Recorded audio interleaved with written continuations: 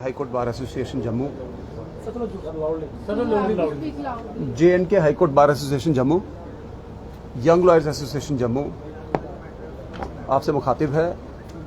आज आपको ये ज़हमत देने की ज़रूरत इसलिए पड़ी कि high court bar association Jammu पिछले कुछ दिनों से ये वॉच रखे हुए है कि सिविल सोसाइटी में किस तरह का अपसर्ज हो रहा है और क्या कुछ ग्रीवेंसेस हैं जो सिविल सोसाइटी प्रोजेक्ट कर रही है और पब्लिक का उस पर क्या रिएक्शन आ रहा है। मुद्दे तो काफ़ी हैं बट मैं स्टार्ट करूं अगर तो इस वक्त आई कैन अंडरस्टैंड आप लोगों की ज़्यादा क्यूरियोसिटी होगी टोल प्लाजा को लेके, बिकॉज टोल प्लाजा सरोवर का मुद्दा इस वक्त गरमाया हुआ है। इस बारे में मैं आपको बता दूं कि अपार्ट फ्रॉम पब्लिक सेंटिमेंट, चूंकि हम लोग वकील भी हैं, लीगल पॉइंट ऑफ व्यू से भी मैं थोड़ा सा एनलाइटन करना चाहूँगा अथॉरिटीज़ को कि सरोवर प्लाजा टोल प्लाजा पे जो टोल कलेक्शन है वो सिर्फ एक पब्लिक रिएक्शन इमोशनल नहीं है, इसका एक लीगल एस्पेक्ट भी है। और मैं ये एक्सपेक्ट कर रहा था एक हाई कोर्ट बार एसोसिएशन के नुमाइंदे के नाते कि अथॉरिटीज़ इस पर कोई कॉल लेती, बट हम देख रहे हैं कि अथॉरिटीज़ का इस पर कोई अभी पॉजिटिव रिस्पांस आ नहीं रहा। और ये जो लीगल एस्पेक्ट है इसका, पब्लिक सेंटिमेंट तो ऑन रोड है बट जो लीगल एस्पेक्ट है इसके बारे में भी कोई खुल के बात नहीं कर रहा। मैं पहले स्टार्ट लीगल एस्पेक्ट से करता हूं कि क्या ये सरोवर टोल प्लाजा एक legally validly installed toll plaza है या नहीं। अगर नहीं है तो बाकी की डिबेट का कोई पर्पस बनता नहीं। मैं आप लोगों को भी सर्कुलेट करते हैं, मैं आप लोगों के सामने थोड़ा सा जो इसका लीगल एस्पेक्ट है वो रखना चाहूँगा। हमारे यहाँ नेशनल हाईवे एक्ट है, सेंट्रल एक्ट है, थ्रू आउट इंडिया एप्लीकेबल है, हमारी यूटी पे भी एप्लीकेबल है। उस एक्ट के अंडर रूल्स भी बने हुए हैं, नेशनल हाईवे फी रूल्स। अब टोल प्लाजा कहाँ कहाँ लगना है, कितनी फी होनी चाहिए, ये एक्ट तो रूल्स प्रेस्क्राइब कर रहे हैं। कितनी फी होनी चाहिए इस पे बाद में आएंगे। क्या टोल प्लाजा सरोवर में लग सकता था कि नहीं लग सकता था एट इट्स इंसेप्शन, इसके बारे में मैं पहले आपको जागरूक करवाऊं। हमारे यहाँ national highway determination of fee rules हैं, इसका रूल 8 है जिसका हेडिंग ही है लोकेशन ऑफ टोल प्लाजा। अब लोकेशन ऑफ टोल प्लाजा ये सिर्फ एक गाइडलाइन नहीं है, ये एक लेजिस्लेशन है और ये नेशनल हाईवे अथॉरिटी पे भी बाइंडिंग है। ज्यादा डिटेल में ना जाके मैं आपको सिर्फ इसका सब रूल 2 बता दूं क्या है, और बड़ी सिंपल लैंग्वेज में, और I am sure the authorities are aware of this as well. It says any toll plaza on the same section of national highway and in the same direction shall not be established within a distance of 60 kilometres. अगर एक कानून central government ने बनाया और उसकी एक बड़ी simple सी सब रूल 2 है क्लॉज जो ये कहती है कि 60 किलोमीटर के डिस्टेंस पे टोल प्लाजा नहीं हो सकता, मीनिंग देयर बाई कि 60 किलोमीटर में 2 टोल प्लाजा नहीं होंगे। अब ये एक एस्टैब्लिश्ड फैक्ट है कि सरोवर से लेके बन टोल प्लाजा में बाई रोड 60 किलोमीटर नहीं बनते। मेरे दोस्त मेरे को बता रहे थे कि 38-40 किलोमीटर का डिस्टेंस है सारा। क्या ये टोल प्लाजा वैलिड है? लीगली देखें तो ये वैलिड नहीं है। हाईवे अथॉरिटी के पास कोई और एक्सक्यूज होगा, उसकी मेरे को जानकारी नहीं है, बट हाईवे अथॉरिटी इसके ऊपर क्यों डेलिब्रेट नहीं कर रही है, ये हमको भी बैफल कर रहा है as lawyers and as part of the section of society. इसको सप्लीमेंट करते हुए हमारे road transport minister Nitin Gadkari ji celebrated minister हैं, थ्रू आउट इंडिया अच्छा काम कर रहे हैं। इनका on floor of parliament 22 March 2022 का इनका ऑन फ्लोर ऑफ पार्लियामेंट उनकी स्टेटमेंट है, उसकी कॉपी भी हम आपको डिस्ट्रीब्यूट करते हैं। उन्होंने कहा है कि 3 महीने के अंदर अंदर, उनको भी कंप्लेंट्स गई होंगी कि 60 किलोमीटर के अंदर इंडिया में इस पॉइंट्स के ऊपर 2 टोल प्लाजाज भी हैं, सो इलीगली टोल कलेक्ट किया जा रहा है। उनकी स्टेटमेंट है फ्लोर ऑफ द हाउस कि 60 किलोमीटर के अंदर कोई भी 2 टोल प्लाजा होंगे वो हम नहीं चलने देंगे, 3 महीने के अंदर अंदर हम उनको रोक देंगे। ये 2022 मार्च की स्टेटमेंट है उनकी। और हम बिलीव करते हैं कि जब एक मिनिस्टर किसी भी क्वेश्चन का आंसर देगा floor of the house of the parliament, वो प्रॉपर्ली गाइडेड होगा by the concerned secretaries in terms of the law. अब जब उन्होंने ये स्टेटमेंट दिया है, ये मार्च 2022 का, आज हम अगस्त 2023 में हैं, कई 3 महीने निकल गए। मेरे को ये समझ नहीं आ रही है कि जिस नेशनल हाईवे अथॉरिटी का ये कानून है जो उनके ऊपर बाइंडिंग है, जिसमें मिनिस्टर साहब ने statement floor of the house of parliament दी, उसके बावजूद ये टोल प्लाजा कैसे चल रहा है, ये हमारी समझ से बाहर। लीगली इसका क्या करना है वो एक सेपरेट एस्पेक्ट है, बट अथॉरिटी का अपना भी तो एक कोई रोल है। सो नेशनल अथॉरिटी क्यों वेट कर रही है कि कोई किसी को चैलेंज करेगा इस प्रोविजन को, या कोई इस टोल प्लाजा की एग्जिस्टेंस को चैलेंज करेगा तो ही वो कोई एक्ट करेंगे। They are required to act on the terms of law which is squarely applicable to them. So हमारी नजर में जो हमने जब बैठ के ये प्रोविजन देखे हैं, ये टोल प्लाजा अदरवाइज भी लीगली इंस्टॉल्ड नहीं है। अब इसका दूसरा एस्पेक्ट जहां पर फैक्चुअल मैटर भी जोड़ा। फैक्चुअल मैटर ये है कि हम सबको पता है कि ये जो पीछे फ्लड कंडीशन आई, जो इतनी जबरदस्त पीछे बारिशें हुई, ब्रिज बैठ गया, रोड बह गई। टोल प्लाजा किस लिए होता है? टोल प्लाजा इसलिए है कि अगर पब्लिक या प्राइवेट फंड से कोई हाईवे बना है, उसकी मेंटेनेंस की कलेक्शन चार्जेस हैं। अब अगर मेंटेनेंस की कलेक्शन चार्जेस हैं तो मेंटेनेंस तो तब होगी जब वो रोड वर्किंग कंडीशन में होगी। आज आप सबको पता कि सरोर से लखनपुर या कठुआ जाने के लिए 3-3.5 घंटे का टाइम लग रहा है। जो हाईवे इन लोगों ने जिसके लिए टोल प्लाजा रखा, वो हाईवे तो काम नहीं कर रहा, सो उनको बाईपास दिया जा रहा है। जब आपका हाईवे ही काम नहीं कर रहा तो टोल प्लाजा किस कॉन्टेक्स्ट में आप लोग कलेक्ट कर रहे हो, ये भी कोई हमारी समझ से बाहर है। ये कोई स्टैट्यूटरी बाइंडिंग नहीं है, कोई अथॉरिटी नहीं है इसके ऊपर टोल प्लाजा को कलेक्ट करने की। लिहाजा जब इतना पब्लिक सेंटिमेंट अथॉरिटीज देख रही हैं और इनको एक कानूनी दायरा है जिसके अंदर ये उस पब्लिक सेंटिमेंट को रिड्रेस कर सकती हैं, तो हमारी इस पूरे सिनेरियो के दौरान ये एक्सपेक्टेशन थी कि national highway authority would act on its own और लोगों को सड़क पे आने की जरूरत ना पड़े। आफ्टर ऑल ये अथॉरिटीज लोगों की सर्विस के लिए, ये कोई ऑटोक्रेटिक रूल नहीं है इन अथॉरिटीज का। सो अब तक जब इन्होंने कोई कार्रवाई नहीं की, हमारी सिविल सोसाइटी सड़कों पे है और बिना मतलब के वो चीज जो ऑलरेडी प्रिस्क्राइब्ड है वो हो नहीं रही, इसका जवाब भी कोई नहीं आ रहा। सो ये ऑटोक्रेटिक रूल जो हाईवे अथॉरिटी अपने से ही अज्यूम कर रही है, ये नहीं होना चाहिए। हाई कोर्ट बार एसोसिएशन का मानना है कि नेशनल हाईवे अथॉरिटी को, सेंट्रल गवर्नमेंट कंसर्न्ड मिनिस्ट्री को जल्द से जल्द सामने आके इस इशू को, जो कि अवॉइडेबल इशू है, अननेसेसरी इशू बन रहा है, नहीं बनने देना चाहिए। और ये टोल प्लाजा जब तक ये सड़क काम ना करे तब तक कम से कम इस टोल प्लाजा को सस्पेंड करना चाहिए। इसमें कोई इलीगल या अनजस्टिफाइड डिमांड नहीं है जिसके लिए किसी को गिरफ्तारियां देनी पड़े या सड़कों पर जाके नारे लगाना पड़े। साथ साथ मैं इसका ये भी बता दूं आपको कि गवर्नमेंट के पास, सेंट्रल गवर्नमेंट के पास इस सिनेरियो में क्या टोल एग्जेम्प्ट करने की पावर है या नहीं है? हमारा रूल बताता है, इसी रूल्स की क्लॉज 3 बताती है कि central government by notification can exempt any section of national highway, bypass, tunnel constructed through a public funded project from levy of such fee or part thereof subject to such conditions. आपके पास दोनों provisions हैं। अब क्यों एक statement नहीं देके ये सारा सिनेरियो, सारी जितना भी एग्रेशन या जितनी भी ग्रीवेंस है, इसको सेटल करें, बजाय इसके कि लोग सड़कों पे आए। आपको खुद जाना चाहिए लोगों के पास, फिर कहना चाहिए जी हम आपको वो सड़क नहीं प्रोवाइड कर पा रहे फॉर द टाइम बिंग। जब तक ये रिपेयर नहीं होगी, ये वापस से जब तक हम इसको रवा नहीं करते, तब तक हम ये सस्पेंड रखेंगे। इसमें कोई इलीगैलिटी नहीं है जो हाईवे अथॉरिटी ने करनी। This is a rule binding on them. इसके साथ साथ ये सिर्फ ये छोटी छोटी चीजें हैं, लेकिन हाईवे अथॉरिटी को जब हम जगा रहे हैं, national highway authority must act on it. हमारे यहाँ 10 सेकेंड रूल है, ये भी प्रिस्क्राइब्ड है गाइडलाइंस में। किसी भी टोल प्लाजा पे अगर 10 सेकेंड से ज्यादा, जब से फास्टैग प्रोविजन आ गया और फास्टैग पेनिट्रेशन 99% बता रहे हैं अपने नेशनल डेटाबेस में कि इसकी पेनिट्रेशन 99% है, टोल प्लाजा सारे फास्टैग से कवर्ड हो रहे हैं। जब फास्टैग पेनिट्रेशन है टोल प्लाजा में, 10 सेकेंड से ज्यादा अगर किसी भी व्हीकल को रुकना पड़े या 100 मीटर से ज्यादा लंबी लाइन हो, उसको भी टोल प्लाजा एग्जेम्प्टेड है। आप सरो टोल प्लाजा की बात छोड़िए, जब हम नेशनल हाईवे अथॉरिटी की ओमिशंस के ऊपर आ रहे हैं तो आप 1 टोल प्लाजा ले लीजिए, 3-3, 4-4 घंटे हमको कई बार वेट करना पड़ता है जब हमने यहाँ से कहीं उधमपुर कोर्ट या कटरा या रियासी कोर्ट जाना होता है। अनप्रेसिडेंटेड जैम होता है, लोगों को कई बार यानी यू टर्न करके वापस आनी पड़ती है जी, टोल प्लाजा से रास्ता नहीं मिल रहा। और मैंडेट ये है कि अगर टोल प्लाजा है उसके 100 मीटर से पहले एक येलो लाइन खींची जाएगी और वो 100 मीटर से के बाद अगर किसी को वेट करना पड़े तो उससे टोल प्लाजा नहीं लिया जाएगा।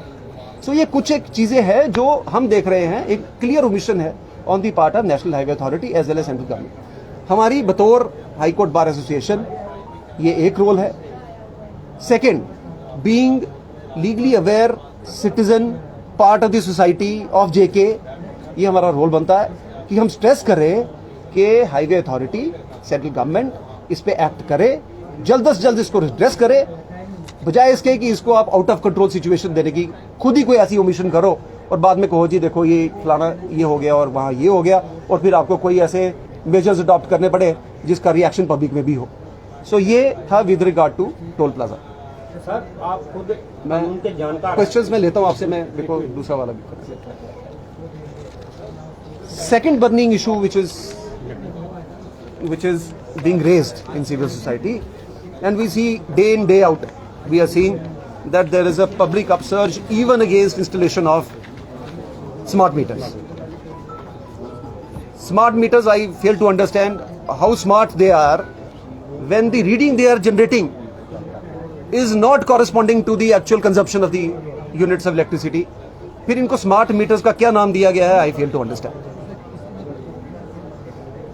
हम लोग आए दिन मीडिया में आप ही के पोर्टल्स के माध्यम से देखते हैं, आप लोग भी 24/7 इस सर्विस में हो कि जहां से भी कोई पब्लिक की ग्रीवेंस आ रही है उसको प्रोजेक्ट किया जाए, अथॉरिटीज तक पहुंचाया जाए।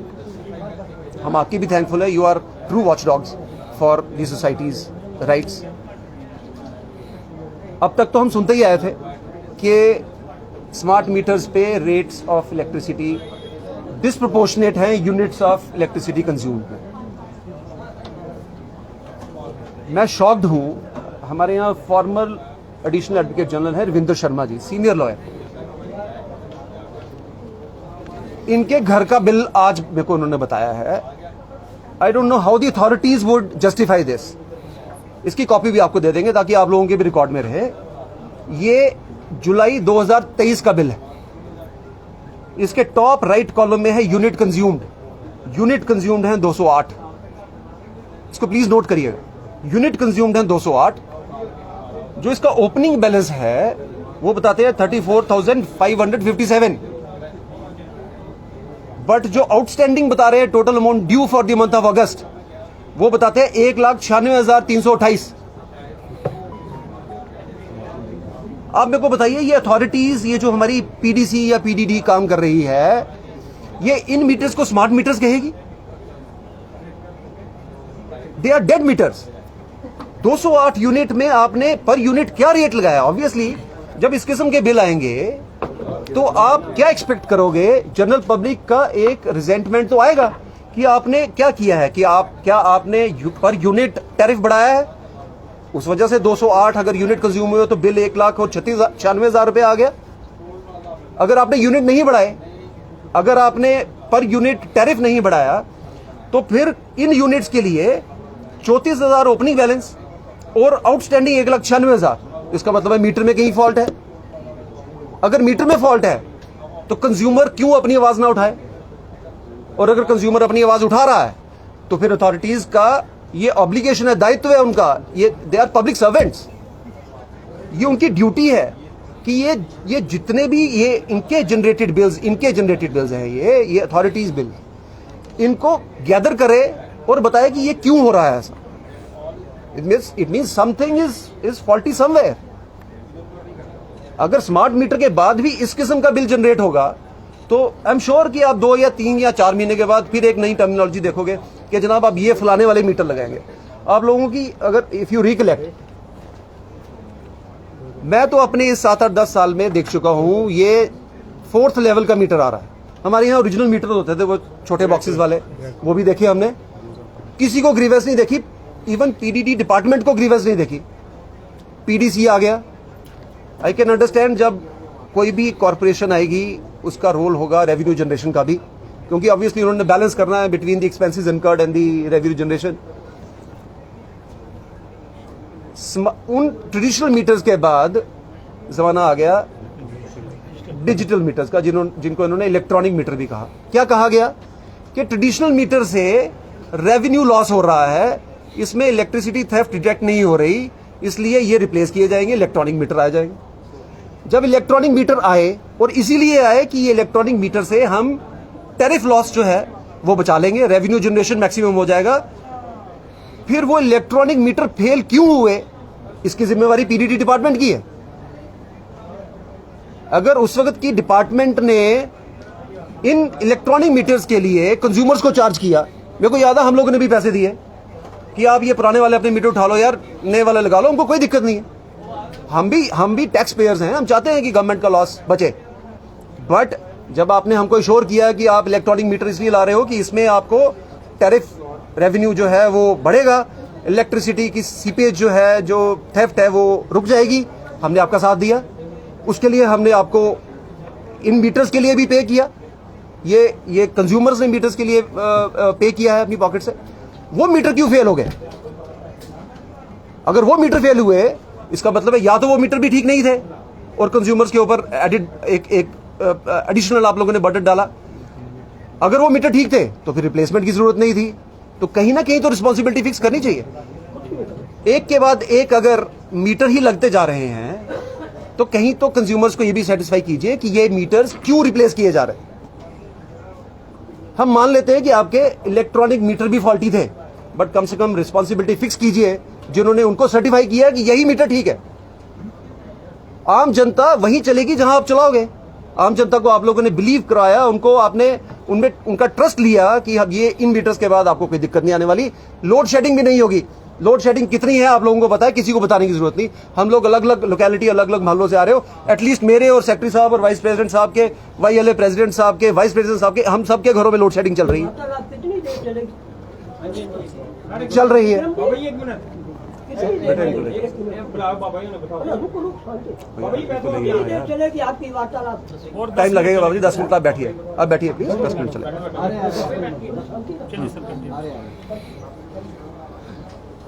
अब जब इलेक्ट्रॉनिक मीटर्स भी आपके फ्लॉप हो गए, तो आपने कहा स्मार्ट मीटर्स आने चाहिए। आप अपडेटेड मशीनरी लाइए, गैजेट्स लाइए, आजकल गैजेट्स का जमाना है, आप लाइए।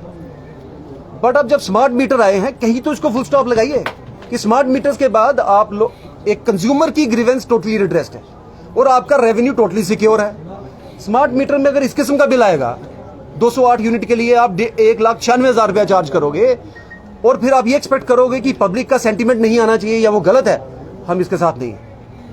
Authorities must have a responsibility fix somewhere कि ये क्यों गलत हो रहा है। क्या ऐसा है कि जो 100 यूनिट आपके पास पीछे से मैन्युफैक्चर होकर आ रहे हैं, उनमें से 3-4 यूनिट ऐसे हैं जो फॉल्टी हैं? अगर फॉल्टी है तो फिर वो स्मार्ट नहीं है, अगर स्मार्ट नहीं है तो फिर आपको अपना डिसीजन रिकंसिडर करना चाहिए था, या इसको थोड़ा पोस्टपोन कर लेते, आप इन लोगों को ऑन बोर्ड लेते कि इस वजह से ये कोई शॉर्ट हो गया है या कोई मीटर ही डिफेक्टिव था, इसको हम रिप्लेस कर देंगे। बट ऐसा नहीं हो रहा। फोर्सिबल इंस्टॉलेशन एक पीस लविंग सोसाइटी पे, जो कि टैक्स पेयर है, आप सब लोगों को पता है कि Jammu has been highest tax payer in the state. और अगर हम हाईएस्ट टैक्स पेयर हैं, हमारे यहां परसेंटेज ऑफ टैक्स पेयर जो बेस है वो बाकी जगहों से ज्यादा है। अगर वो ज्यादा है तो इनको ऑन बोर्ड लेने में अथॉरिटीज को क्या problem? It becomes their added responsibility कि जो लोग आपको सपोर्ट कर रहे हैं, जो लोग आपके स्टेप्स को सपोर्ट कर रहे हैं, एटलीस्ट उनको ऑन बोर्ड लेके उनको सेटिस्फाई कीजिए। अब एक के बजाय 2 मीटर लगाइए, बट कम से कम ये तो इंश्योर कीजिए कि जिसका बिल 10,000 आ रहा था उसका बिल 1 लाख नहीं आएगा। अगर आएगा तो वो तो आवाज उठाएगा अपनी, एटलीस्ट उसको रिड्रेस कीजिए। उस पर भी कोई रिड्रेसल नहीं आ रहा।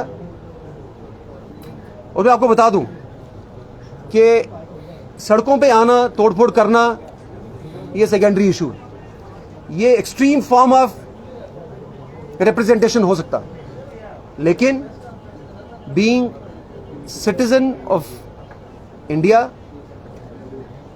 governed and guided and protected by the rule position, the laws which are squarely applicable even on the authorities, we want that authorities must act and act in a speedy manner ताकि ये grievances redress हो। हम इन issues पे जम्मू के लोगों के साथ हैं और ये high court bar association, young lawyers association का यूनानिमस डिसीजन है कि जम्मू के साथ हम खड़े होते आए हैं, जम्मू के लोगों के साथ हम खड़े रहेंगे। अब आते हैं एक इशू जो आप लोगों ने उठाया 2-3 महीने पहले, हमने भी देखा कि डिफरेंट पॉकेट से, डिफरेंट सेगमेंट से उस इशू के बारे में भी बात हुई, लेकिन over a period of time हम देख रहे हैं कि वो इशू भी सबसाइड करता जा रहा है। प्रॉपर्टी टैक्स का इशू हम लोग क्यों भूल गए? मैं देख रहा हूं लोग टोल प्लाजा की तरफ तो जा रहे, प्रॉपर्टी टैक्स की इंप्लीमेंटेशन तो हो गई 2 महीने पहले। August is the last date, 31st August is the date when the installment will be due of property tax. इस बारे में अगर आप थोड़ा पास्ट में जाएं, आपको याद होगा हमने यहां प्रेस कॉन्फ्रेंस की थी। हमारे पास एक डेलीगेट आया था, delegation comprising of DC ma'am Jammu, municipal commissioner Jammu, जिनको ये सेंसिटाइजेशन का इन्होंने कोई अथॉरिटी डेलीगेट की होगी कि आप बार के साथ भी बात कीजिए, प्रॉपर्टी टैक्स में क्या लेना देना। हमने इनके साथ 2-3-4 इश्यूज डिस्कस किए थे। ऑनरेबल एलजी साहब के साथ भी हमने मुलाकात की, उनसे भी हमने वो डिस्कस किया था। और हमको ये कहने में कोई संकोच नहीं है कि हमको कहा गया था कि आपके ये जो 2-3 इश्यूज है इनको हम कंसिडर करेंगे और कोशिश करेंगे कि इस पे भी कुछ ना कुछ पॉजिटिव निकल के आए। इस पे एक्सरसाइज हुई भी, हमसे भी इनपुट लिए गए, हमने इनपुट जनरेट करके दिए कि इन इश्यूज पे अभी भी थोड़ा सा ग्रे एरिया है प्रॉपर्टी टैक्स पे। और मैं ये रिक्वेस्ट करूंगा एडमिनिस्ट्रेशन से, देखिए हमने उस दिन क्या इशू उठाया था, आपको याद होगा प्रॉपर्टी टैक्स पे 1000 स्क्वायर फीट जो है वो एग्जेम्प्टेड था। हमने ये इशू रेज किया था उस विजिटिंग डेलीगेशन के साथ कि मान लीजिए एक बिलो पॉवर्टी फैमिली है, उसके बाद 800 स्क्वायर फीट जगह वो एग्जेम्प्टेड है, बट जैसे बच्चे बड़े हो रहे हैं वो फैमिली भी एक्सपेक्ट करती है बच्चों ने पढ़ना है, ऊपर छत के ऊपर एक 250-300 स्क्वायर फुट का छोटा सा कमरा उनके लिए बना दें। 800 और 300 स्क्वायर फीट हो गया 1100 स्क्वायर फीट। अगर आपने 1000 स्क्वायर फीट को एग्जेम्पशन दिया है, ये बिलो पॉवर्टी फैमिली जिसके पास फ्लोर एक्चुअली 700 है, वो दोनों फ्लोर मिला के जो इनकी कैलकुलेशन थी वो उस एग्जेम्पशन से बाहर है। सो एक 700 स्क्वायर फुट फ्लोर एरिया वाले को उस एग्जेम्पशन से बाहर रखा गया, जो अगर छत पे 200 या 300 स्क्वायर फुट का अपने बच्चों के लिए भी कमरा बनाए। हमने ये रिक्वेस्ट की थी कि आप इसको भी रिकंसिडर कीजिए। जो फ्लोर एरिया आपने एग्जेम्प्ट किया है इसको थोड़ा सा ब्रॉड बेस कीजिए। 1000 स्क्वायर फीट आज की तारीख में बहुत छोटा है, इसको थोड़ा बढ़ाइए, 1200-1500 स्क्वायर फीट रखिए, ये भी सजेशन दी थी। साथ साथ हमने ये भी कहा था कि आप सारी बिल्डिंग्स को इस प्रॉपर्टी टैक्स के दायरे में कंसिडर कीजिए कि मत रखें। मसलन जैसे कोई ऑर्फनेज है, नारी निकेतन है, उनको भी आप अगर एक ही स्वीप में प्रॉपर्टी टैक्स में डाल देंगे, जस्टिफाइड नहीं है। हम मशकूर हैं अथॉरिटीज़ के, एलजी साहब के, कि उन्होंने हमारी ये डिमांड नोट की थी और इंस्ट्रक्शंस भी इशू की थी कि इन पे भी नज़रसानी की जाए। मेरी ये रिक्वेस्ट रहेगी एडमिनिस्ट्रेशन से, ऑनरेबल एलजी साहब से भी, कि ये प्रॉपर्टी टैक्स का बेस थोड़ा बढ़ाया जाए। ये एग्जेम्पशन 1000 से अगर आप 1500 स्क्वायर फीट ले जाए तो एक वाइडर सेक्शन जो प्रॉपर्टी टैक्स का बर्डन नहीं उठा सकती है उसको रिलीफ मिल सकेगा। जम्मू कोई एलिटिस्ट रिच क्लास सोसाइटी नहीं है, यहां लोग hand to mouth middle class family से बिलोंग करते हैं। इस किस्म का अगर रिलीफ उनको मिले, साथ साथ अगर आपका टैक्स जनरेशन भी लॉस में नहीं जा रहा है, तो कोई एक वाया मीडिया निकाल के हमारी इस गुजारिश पे भी गौर कीजिए।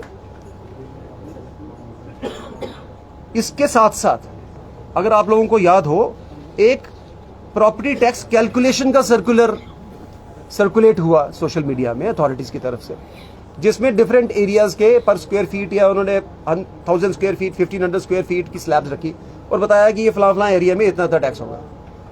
जब मैंने और हमारे साथियों ने ये पढ़ा, इसके लास्ट में इन्होंने कैलकुलेशन का मोड बताया। इस कैलकुलेशन में इन्होंने कहा है property tax on residential property would be 5